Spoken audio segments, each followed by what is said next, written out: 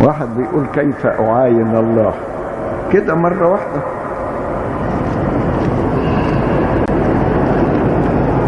الكتاب بيقول القداسة التي بدونها لا يعاين أحد الرب.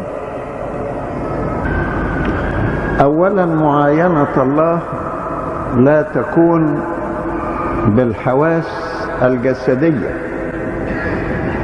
إنما بالروح، ولا تكون إلا بالقداسة. يعني إحنا نعاين الله ليس بالجسد، لأن الله ليس مادة، ولا بالحواس المادية، ولا بالنظر المادي، إنما بالروح.